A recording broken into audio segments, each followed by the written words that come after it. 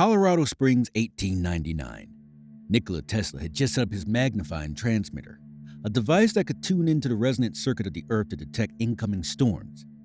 While tracking thunderstorms 600 miles away, all of a sudden he heard 3 beeps, and these 3 beeps were in a sequence with mathematical precision. Tesla had no idea what to make of these transmissions, but the more he thought about it, the more he became convinced that he had picked up signals of extraterrestrial origin.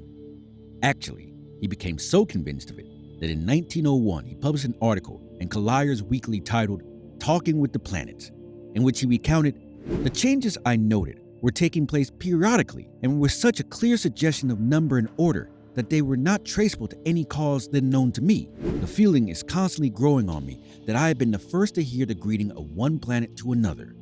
Was Tesla on to something? Was this statement based on mere speculation? The theory that aliens communicate with Earth via radio waves was propagated by Georgian Halls.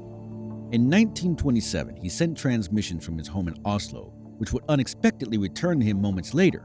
Much like Tesla, he held a belief that extraterrestrials were the culprit.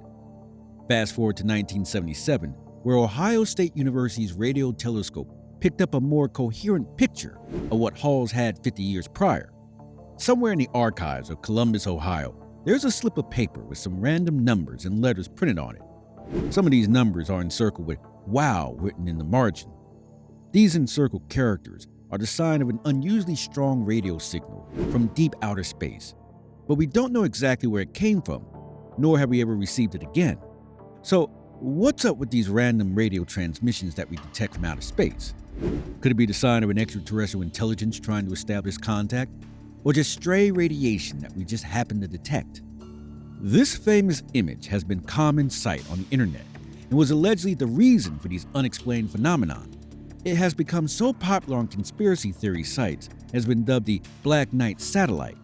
Supposedly, it is an extraterrestrial spacecraft that has orbited Earth for thousands of years and has been linked to global conspiracies, ranging from the Illuminati to the Aztecs. But before we dive headfirst into these theories, which are little more than apocalyptic tales, it would be worthwhile to first look at the facts. The Black Knight satellite image was taken on a NASA STS-88 mission in 1998. This was the first space shuttle mission attempt to get to the newly created International Space Station. The picture itself was captured on December 11 above the Atlantic Ocean in the vicinity of the southwestern coast of Africa.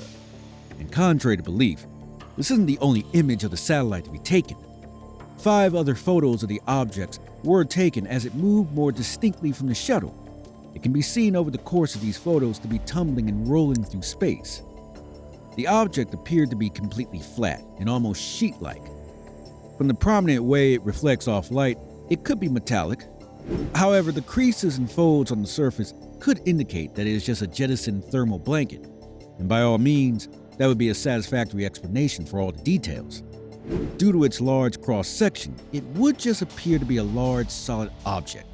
But this is nothing more than an optical illusion, which, if you're up in space, is quite common. All these images can be seen on the NASA Gateway to Astronaut Photography of Earth, which catalogs every photo taken above Earth's atmosphere, given their exact time, location, condition, and a brief description of what to be found in the image. The description for the series of Black Knight images definitely catalogs it as nothing more than space debris. Now, all the conspiracy theories are going to say that the government is just trying to cover up the existence of aliens, so let's not take NASA's word for it just yet and analyze the STS-88 mission in a bit more detail. Now, it is common for astronauts to lose things in the vacuum of space, whether intentionally or accidentally. These include man-made objects that have been taken aboard the mission. On the STS-88 mission, several such objects were lost, including an insulation blanket, the one I mentioned earlier. Such a blanket is used to cover the metal exterior of the space station so that it can reflect most of the thermal energy back into the spacecraft. Since new probes, antennas, and solar panels are frequently installed, they require their own insulation blankets, which have to be fastened manually. During one of these trips, one of these folded-up insulation blankets became untethered and drifted off into space, and needless to say, this was the exact date and time that the Black Knight was spotted. And the blanket can even be seen drifting off into the vast expanse of space from the inside of the space station. It can be seen rolling off into the distance and gleaming in the sunlight and resembling the Black Knight, well, pretty much exactly. Now, I, for one, would say that the case of the Black Knight satellite has been thoroughly debunked, and this is the opinion of many skeptics and NASA itself. The story that this was the work of some advanced civilization some 13,000 years ago is just an escape for people looking to get high off of a good mystery without actually doing any research. So, what about the radio pulses picked up by Tesla in the Ohio Radio Telescope? Chalking the conveniently timed pulses down to alien activity is very far-fetched, especially since more plausible answers were developed to explain the phenomenon.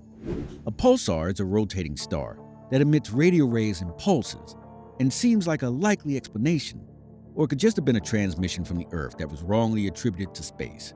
If it was an object that had been orbiting the Earth for the past 13,000 years, surely it would have needed fuel and something remotely resembling a propulsion system to stay up there for all this time.